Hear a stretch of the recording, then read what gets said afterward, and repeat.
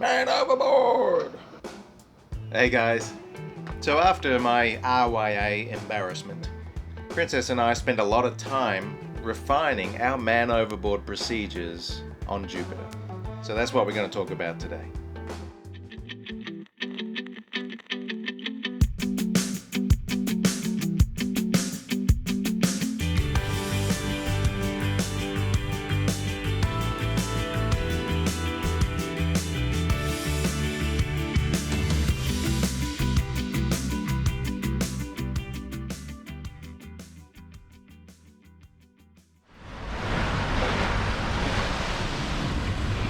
Time to do Man Overboard Drill.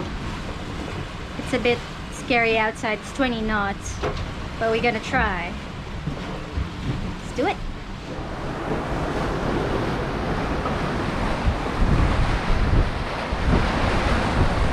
Man Overboard! Man Overboard! Tacking, you keep watching him. Okay. I think first I need to define exactly what I'm showing you here. We are practicing Man Overboard procedures for the purposes of a sailing test or exam. In other words, the MOB procedure is under sail. That's the predominant skill that I have to show an examiner. That's what we're practicing.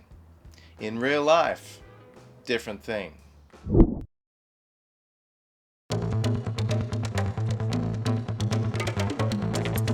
Most of the various MOB maneuvers will put you in a position for a shy reach as a final approach. This way, you can bear away or you can harden up to adjust your course, and then turning the boat into wind to stop.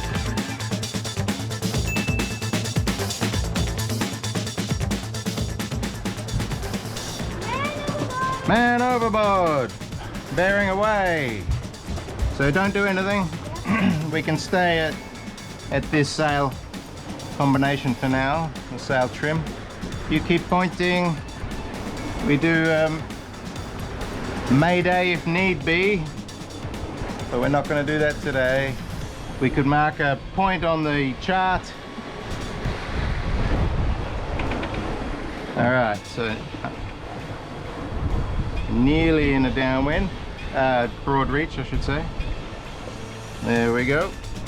That's what I want. You can still see our man, Dan the man. I think we're just about ready for attack. Ready about. Release.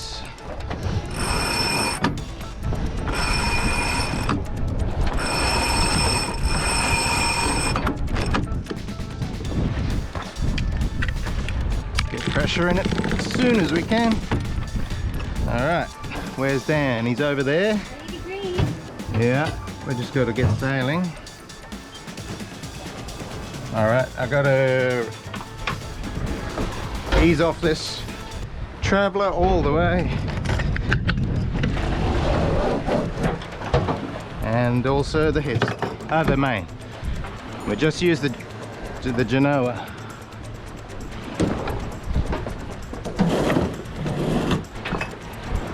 Alright, main is flogging. Where is he? I see him. Alright, we're pretty good angle. We can slow down with easing sheets. Alright, now I'm coming up.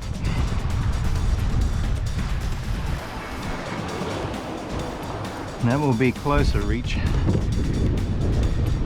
Slow it down.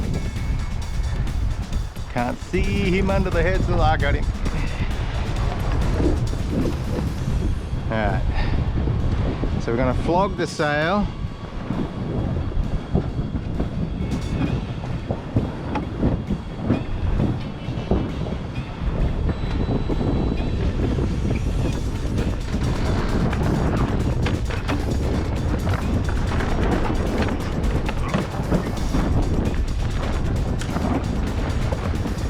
Well, I'm not stopped.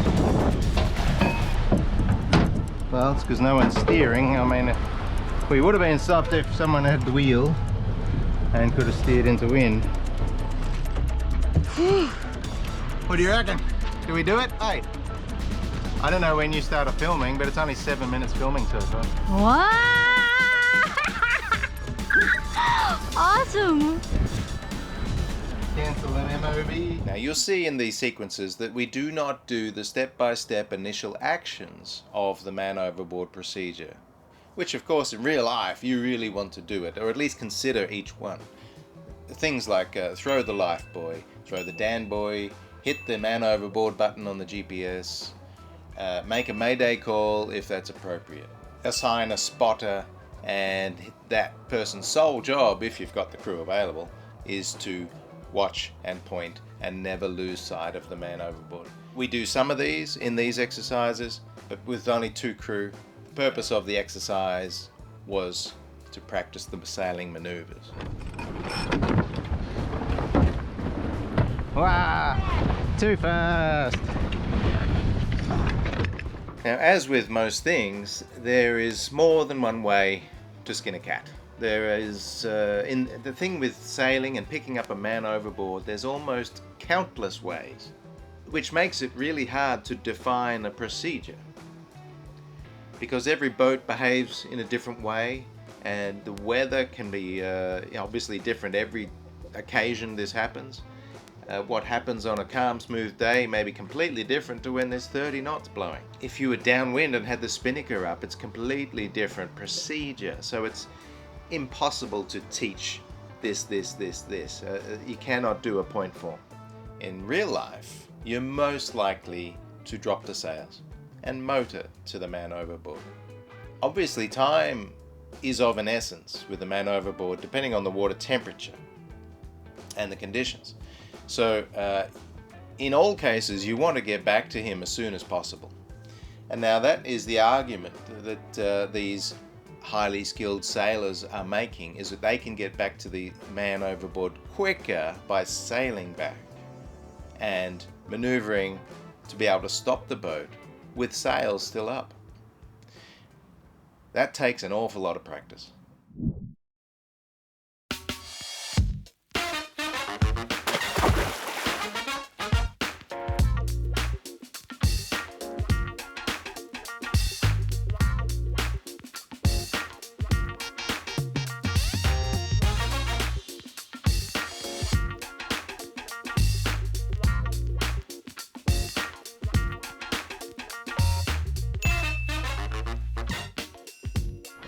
Today we're practicing Man Overboard, MOB, and the first one we're going to do is the crash tack. Let's get it on. Man Overboard! Man Overboard! Tacking.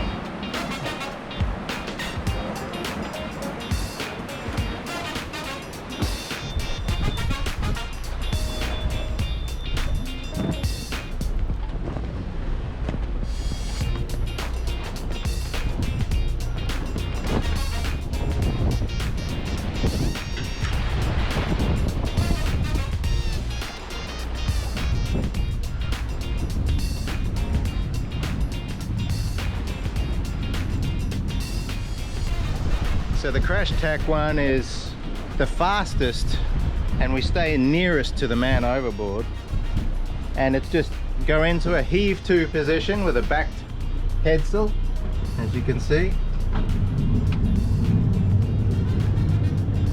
Then using engines, just stay abeam him, and the wind will drift you down. So we're almost on him now, have a look.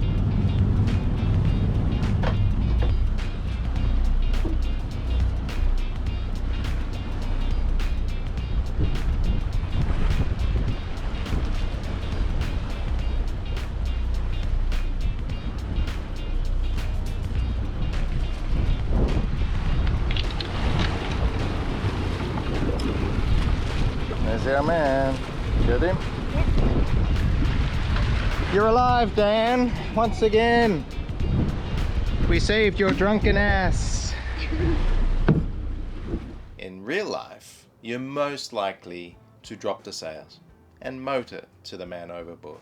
You must train your crew in real life situation. Train your crew how to drop the sails, secure them, start the engines, come back and get you.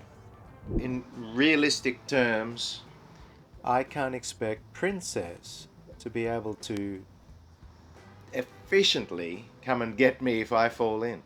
Maybe after half an hour and she hasn't lost sight of me, she'll come back and get me. Now this is real life situation. There are many husband and wife couples cruising, and this is the case. And this is the risk that we live with. But we do our best to train each other on your own boat. But please spend the time to do this on your own boat. It's really worth it. Just an hour or so. I mean, it's a bit exhausting. Lots of grinding sheets and yelling and screaming, and the wheel, full left to full right. But it's really worth it to at least get the basics down.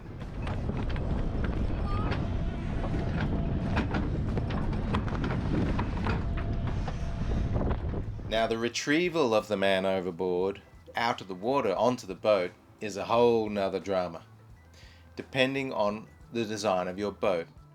On Jupiter, we're lucky. We've got the sugar scoop transoms, which are this high above the waterline, and it's easy enough to maneuver the man to that area where we can lift him out of the water. There's a swim ladder there too. If he's conscious, he can climb up himself. For higher top-sided boats, you're going to be using other equipment such as ladders, rope ladders, life slings, or even a triangular piece of cloth that you will maneuver the man overboard into and then hoist with halyards. It can be quite a process. So that's a video for another time. Since we're in Antigua and there were training organizations in the area, and we're in the mood for emergency training for ourselves, we thought we should do the STCW 10. Now what that is, it stands for the Standard of Training, Certification and Watchkeeping. Please call 911. Okay. Okay. Yeah. So the basic course consists of first aid, firefighting and prevention, personal safety and social responsibilities, and personal survival techniques. And it was a bit of fun. Alright, who's gonna be my first volunteer? Me. I like that. I like that. So now we're gonna try.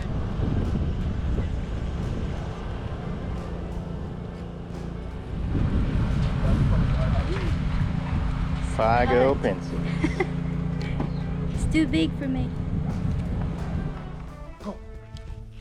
Go on, lads. Go on, lads. Beautiful. That's it.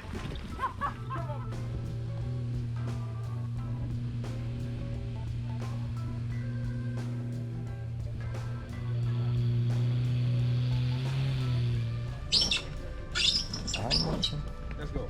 Put it over. Somebody has to help. So you can kick it over to three. Everything else stays there.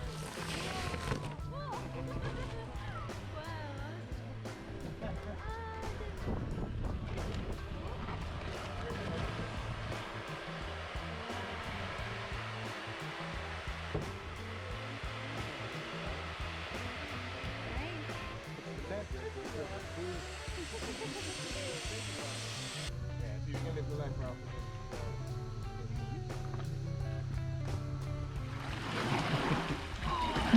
We're doing like a knot, at least. So Princess and I did this, and it was a 4-day course, I think, or 5. It was a 5-day course, and it was a bit of fun, a bit of money too, but in the end we come out with certificates, and they are valid for 5 years. And what that means is we can now take a job on a commercial boat. It's the basic training requirement for a crew member. So that's something. I don't know that we will, but it's something to have up your sleeve. So I hope you got something out of this video. if I was to assist in any way in saving somebody's life by just putting a seed in your brain, then it was worth it. Cheers. If you like this emergency procedure stuff, make sure you click here to check out our complete ocean crossing checklist series. So heave 2 is nice on a cat because it just stops everything. Well, we are drifting along probably sideways at half a knot, but yeah, if we crash tack upwind of the Man Overboard, we just drift back to him. That's the way we like it.